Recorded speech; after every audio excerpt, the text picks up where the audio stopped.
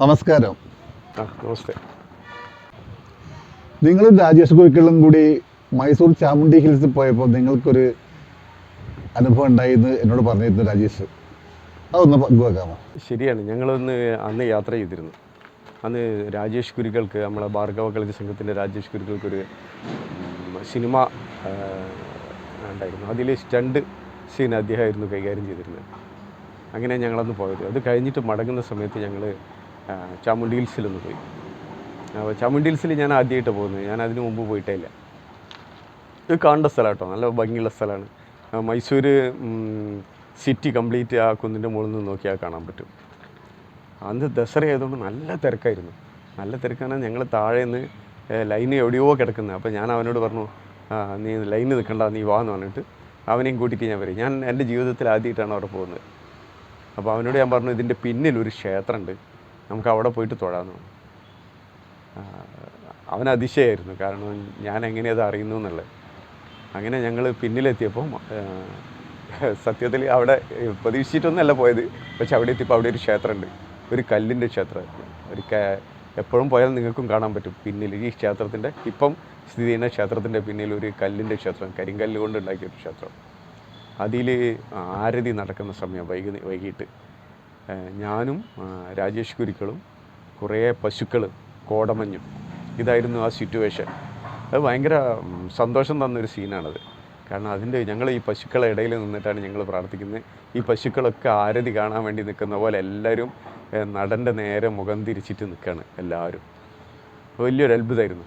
അത് കഴിഞ്ഞ് ഞങ്ങൾ പുറത്ത് വന്ന് കഴിഞ്ഞിട്ട് ലൈനിൽ നോക്കുമ്പോൾ അന്ന് ഏതൊരു VVIP വരുന്നു എന്ന് പറഞ്ഞു, സെക്യൂരിറ്റി. അതുകൊണ്ട് മറ്റുള്ളവർക്കൊന്നും പ്രവേശനം അനുവദിക്കുന്നില്ല എന്ന് പറഞ്ഞു. ഓക്കെ, ഞാൻ പറഞ്ഞു ഓക്കെ പറഞ്ഞു. അപ്പോൾ രാജേഷിനോട് പറഞ്ഞു, ഒരു 1000 രൂപേൻ്റെ ടോക്കൺ എടുത്താൽ അതിൽ കയറാൻ പറ്റും. അപ്പോൾ ഞാൻ പറഞ്ഞു, എൻ്റെ അടുത്ത് കാശില്ല, നീ കയറിക്കുമെന്നാണ്. അങ്ങനെ അവൻ ഈ ടോക്കൺ എടുക്കാൻ വേണ്ടിയിട്ട് അവൻ പോയി. അപ്പോൾ ആ സമയത്താണ് സെക്യൂരിറ്റി ഇൻചാർജുള്ള ആൾ വന്ന, ഓഫീസർ വന്നത്. അപ്പോൾ അദ്ദേഹം ചോദിച്ചു, എന്താ അവിടെ നിൽക്കുന്നത് ചോദിച്ചു. ഞാൻ പറഞ്ഞു, ഒന്നുമില്ല, എൻ്റെ ഫ്രണ്ടിനെ വെയിറ്റ് ചെയ്ത് നിൽക്കുകയാണ്.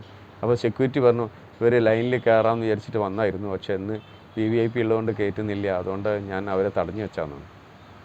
അങ്ങനെ എവിടെ നിന്നാണെന്ന് ചോദിച്ചു. ഞാൻ പറഞ്ഞു, കേരളത്തിൽ നിന്നാണ്. ഇങ്ങനെ അങ്ങോട്ടും ഇങ്ങോട്ടൊന്നും പരിചയപ്പെട്ട് കഴിഞ്ഞതിന് ശേഷം പിന്നെ അദ്ദേഹം പറഞ്ഞു, പോകുന്ന സമയത്ത് എന്നോട് പറഞ്ഞു, നിങ്ങൾ ലൈനിൽ കയറി നിന്നാണ്. അപ്പോൾ ഒരു അതിശയമായിട്ട് എനിക്ക് തോന്നിയത്. കാരണം രാജേഷ് വന്നിട്ടില്ല, രാജേഷ് ടോക്കൺ എടുക്കാൻ പോയിക്കാണ്. ഈ ലൈനിലാണ് 7 ആളാണുള്ളത്. ഈ 7 ആളുടെ കയ്യിലും വലിയ താലുണ്ട്.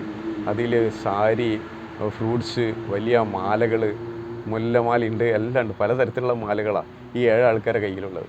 എൻ്റെ കയ്യിൽ മാത്രം ഒന്നുമില്ല, കാലി കൈയായിട്ടാണ് ഞാൻ നിൽക്കുന്നത്. അപ്പോൾ ലൈനിൽ നിന്നപ്പോൾ ഞാൻ അങ്ങനെ ആലോചിച്ചു, എൻ്റെ ഈശ്വര, എൻ്റെ കയ്യിലൊന്നുമില്ലല്ലോ എന്ന് ദൈവത്തിനോട് ഞാൻ പറഞ്ഞ എന്താ ഇപ്പോൾ ചെയ്യാമെന്ന് വിചാരിച്ച് ഇങ്ങനെ നിൽക്കുന്ന സമയത്ത് ഒരാൾ വരുന്നു, നല്ല ഹൈറ്റുള്ളൊരു മനുഷ്യൻ. വെള്ള ഈ കർണാടകക്കാർ എടുക്കുന്ന പോലെ ഈ സാരിയൊക്കെ ഇങ്ങനെ തോളിലേക്ക് ഇട്ടിട്ട്, അത് ഉത്തരിയൊക്കെ ഇട്ടിട്ട് നല്ല ഹൈറ്റുള്ളൊരു കക്ഷി.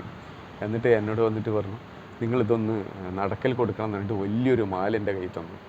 ആ മാല എന്ന് പറഞ്ഞാൽ ഇങ്ങനെ പിടിച്ചാൽ നിലത്ത് മുട്ടും, ഒന്നിത്തിരി താന്നുമായി നിലത്ത് മുട്ടും, അത്രയും വലിയൊരു മാല. അതും നിശാഗന്ധി പൂക്കളും മുല്ലയും എല്ലാം പാടെ കൂടിയിട്ടുള്ളൊരു മാല, ഒരു പ്രത്യേക സ്മെല്ലും. അപ്പോൾ ഞാനതും പിടിച്ചിട്ട് ഇങ്ങനെ നിൽക്കുന്നത്. അദ്ദേഹം വന്നിട്ട് എൻ്റെ കയ്യിൽ തന്നിട്ട് അദ്ദേഹം അതേപടി തിരിച്ച് നടന്നു പോവുകയും ചെയ്തു. അങ്ങനെ ആരതിൻ്റെ സമയമാകുമ്പോഴേക്കും, ആരതിക്ക് തുറന്ന സമയത്ത് ഈ മാലകളൊക്കെ അവിടെ എല്ലാവരും കൊടുക്കുന്ന, താലങ്ങളൊക്കെ കൊടുക്കുന്ന, അതിൻ്റെ കൂട്ടത്തിൽ ഞാൻ ഈ മാല കൊടുത്തത്, ഞാൻ അവസാനം കൊടുക്കുന്ന ആൾ. കൊടുത്തു കഴിഞ്ഞപ്പോൾ അദ്ദേഹം പറഞ്ഞു നിൽക്കാൻ പറഞ്ഞു. എന്നിട്ട് ഉള്ളിൽ പോയിട്ട് പ്രസാദമൊക്കെ എടുത്ത് തരുന്ന സമയത്ത് എന്നോട് പറഞ്ഞു, you are A lucky man എന്നാണ്. സത്യത്തിൽ എനിക്കൊന്നും മനസ്സിലായില്ല. ഞാൻ ഇങ്ങനെ ഒരു അന്തിച്ച് നിൽക്കുക, കാരണം ആരാണ് ഇത് കൊണ്ടു തന്നതെന്ന് എനിക്കറിയില്ല. ഞാൻ പ്രാർത്ഥിച്ചത് ആരാ കേട്ടതെന്ന് എനിക്കറിയില്ല. വലിയൊരു അത്ഭുതമായിരുന്നു. അത് നടയിൽ കൊടുത്തു കഴിഞ്ഞപ്പോൾ എന്നോട് പറഞ്ഞു, you are A lucky man. അത് മാത്രമല്ല, അദ്ദേഹം ഒരു കാര്യം കൂടെ പറഞ്ഞു, 2 ആരതിയും കണ്ടവർ വളരെ ചുരുക്കമായിരിക്കുന്നു പറഞ്ഞു. കാരണം ഇതേ സമയത്ത് തന്നെയാണ് അവിടെ ആരതി നടന്നത്, തൊട്ട് മുമ്പാണ് അവിടെ ആരതി നടന്നത്.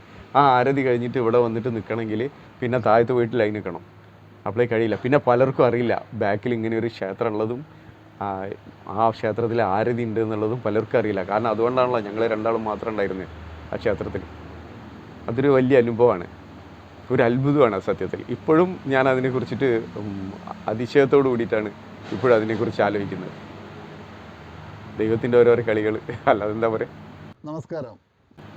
അടുത്ത തവണ സുരേഷ് ബൃന്ദയായിട്ട് ഒരു അനുഭവം നമുക്ക് ഇവിടെ പങ്കുവെക്കാം.